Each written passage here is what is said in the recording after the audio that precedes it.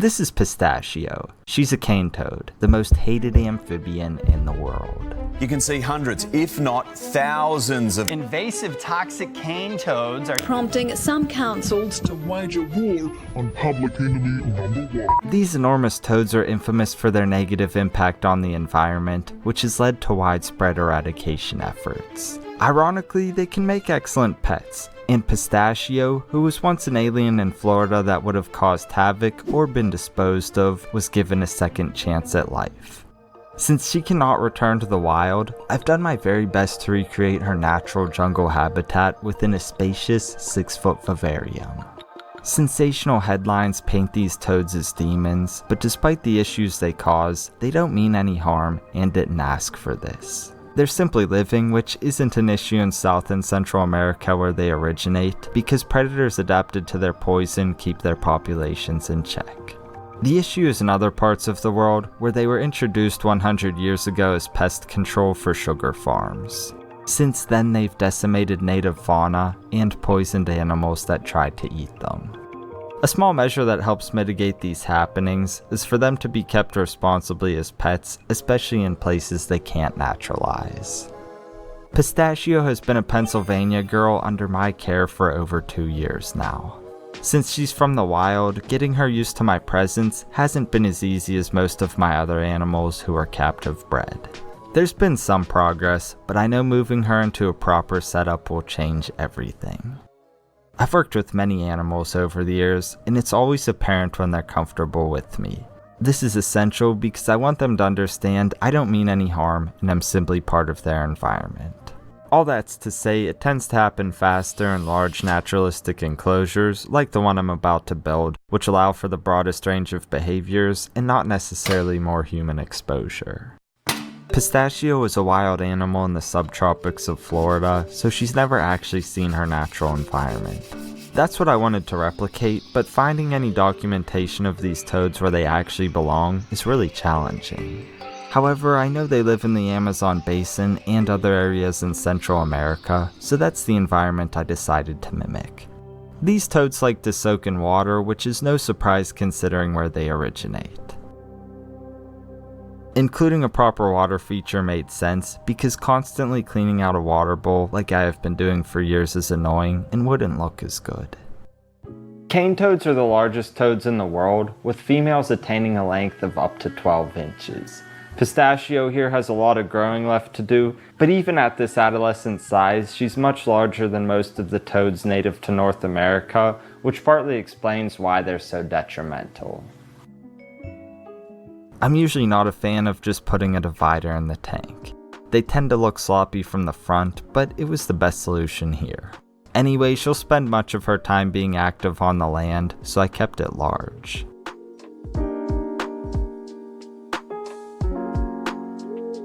To be honest, I've never had a DIY aquarium leak, and I've built many of them, so I rarely do a water test. However, the same hasn't been true for partitions. The issue has been that glass squeezes out most of the silicone, causing the seam to fail.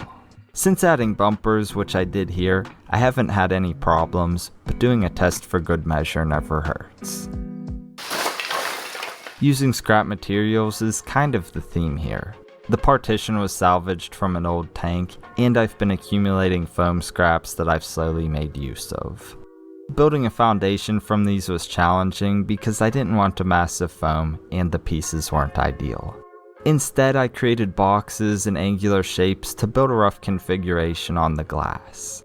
Perfection wasn't the goal, but what I wished to make was the foundation for a rocky face, complete with a running waterfall. I used this image as a reference. Having hollow rocks ensured the structure would remain lightweight and made running the filter's return simple.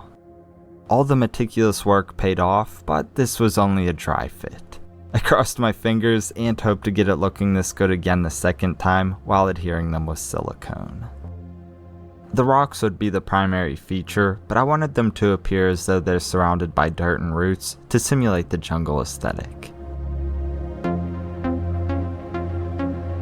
Believe it or not, this sloppy looking foam thing is the perfect foundation for precisely that. I recently began using vertical concrete to craft backgrounds. I hadn't done anything this complicated because I was still getting used to the materials. I knew more work would be involved and there was a higher risk of failure, but I was ready for this challenge. That said, even this background was more straightforward than others I have planned. Anyway, I had to work in steps to make this happen, beginning with the rocks. The default color was perfect for this application, so I just mixed it up and got to work. I was careful to arrange the foam as I did based on the reference image, but I had to be even more mindful of how I built up concrete. I'd be carving it in no time, so I had to imagine how it would appear with missing material, water flowing over it, and covered with plants. That's the artistry behind nature design and a skill I've developed over time. Visualizing the final result before starting helps set me in the right direction. Admittedly, they never turn out as expected because I adjust the designs as they unfold, but having a vision makes all the difference. Using inspiration helps too, in this case an image. However, I find that trying to replicate things exactly takes out the fun. The freeform approach allows me to get in a flow state, which keeps me motivated throughout the tedious tasks. What I love about this technique though is the carving process. This material lends itself well to the types of texture you imagine in nature, like wood, stone, and mud. With a simple trowel, the outer layers slump off and just kind of reveal the desired textures. I'm not sure how else to explain it. I've made foam rocks and used natural stones to create waterfalls, but simply carving it out of this was just so satisfying in comparison. I think that's because I had complete control over the material. Even so, this process is very time consuming and a labor of love, because it took well over 8 hours to carve.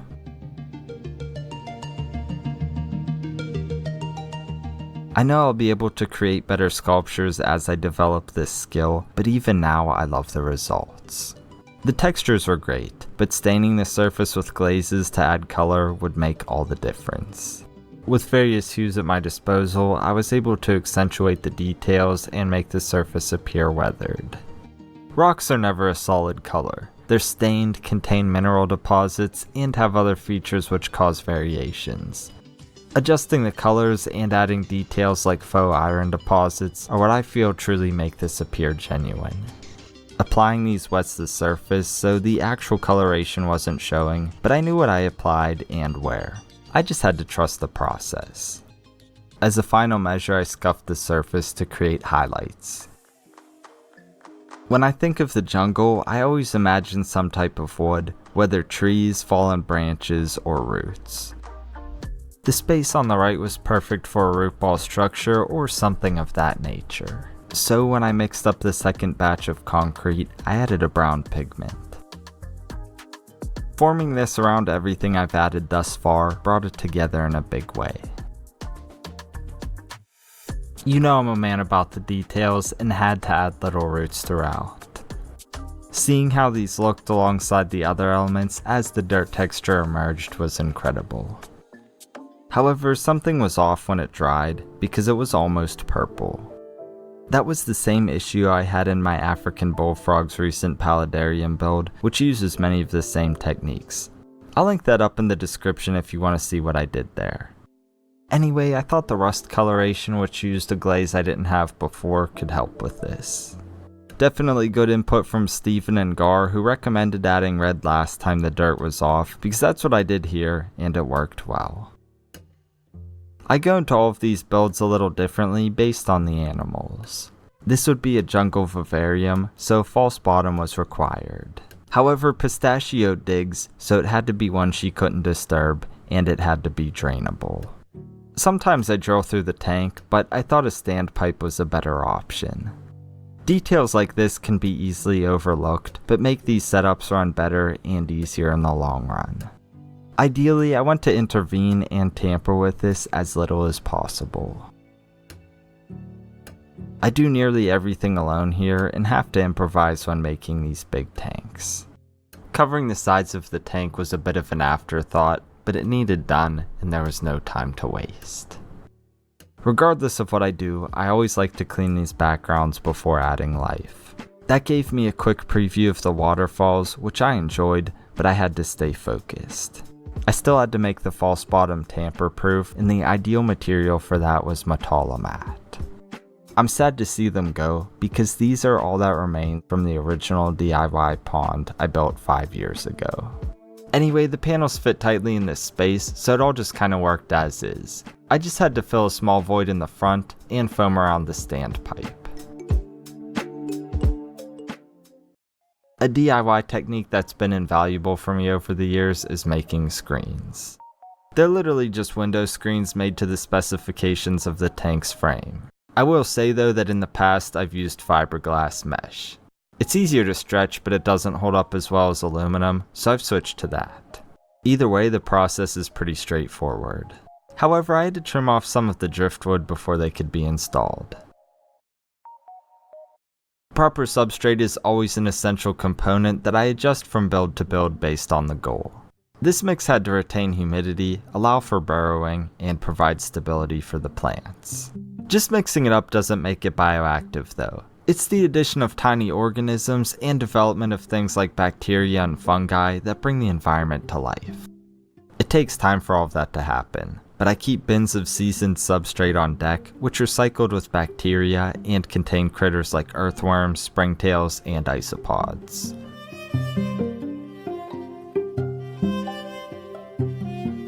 The plants would serve a crucial role in this process as well, but I couldn't add them until I installed the glass tracks. I've typically used silicone for this, but my friend Troy Goldberg, who specializes in dart frog vivariums, recommended mounting tape instead. That's what I did here, and I gotta say it was much easier and apparently holds up better.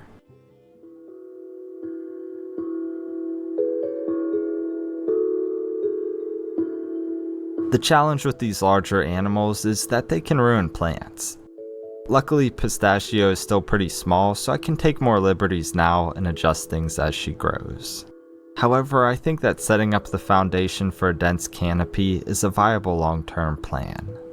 Theoretically, she won't go in this area, and the plants will be well established when she's large enough to disturb them if she tries. Plus, I know that all the overhead coverage will help her feel secure.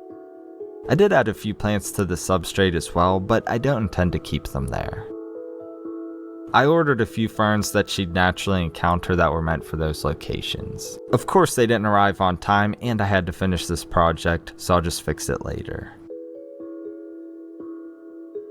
On a side note, if you made it this far in the video, are new to the channel, and enjoy this sort of thing, consider subscribing and turning on notifications so you don't miss out on future uploads. For those who have watched the channel for years and continue to support what I do, you know I appreciate every last one of you. As I said before, I've had Pistachio for over 2 years.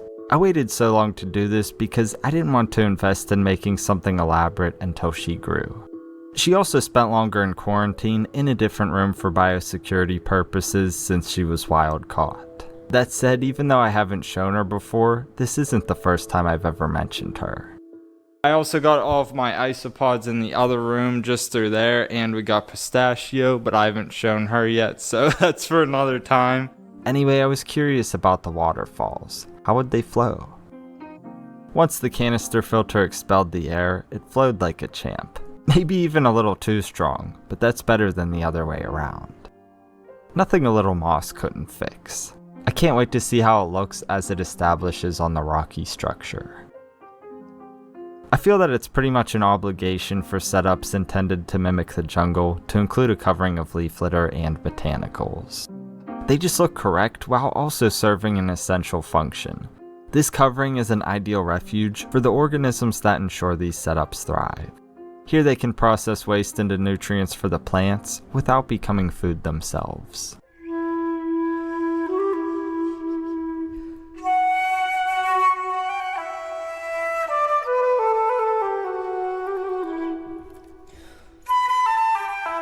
Seeing it all come together was a joy.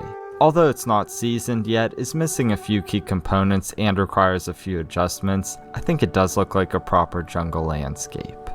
On the right is a densely planted forest with plenty of hiding places. I'll have to thin this out and change a few things as she grows. Meanwhile, the left side opens up into a rocky jungle waterfall and pooling area. With beneficial bacteria growing on the sand and within the canister filter, this can all be easily maintained to ensure she always has access to clean water. That's all good and well in theory, but in practice, what would Pistachio actually think of her new home?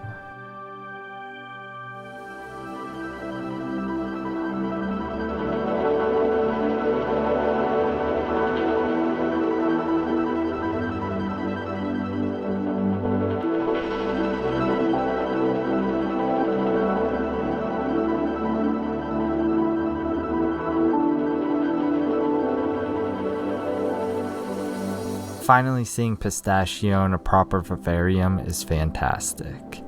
Even so, she's still quite unsure of my presence, and I'm sure that will continue for the foreseeable future. I want her to feel as comfortable as possible, and I believe that living and growing in this jungle vivarium in an active area of the room should allow her to ease up sooner than later. Although this doesn't solve the cane toad issue at large, at least this one is free to live its life safely without being a potential menace. I'm so excited to see her thrive and grow in here and to share that with you. If you enjoyed the project and want to see similar builds, I've linked up a few I think you'll enjoy. Until next time, Serpa Squad, take care and peace.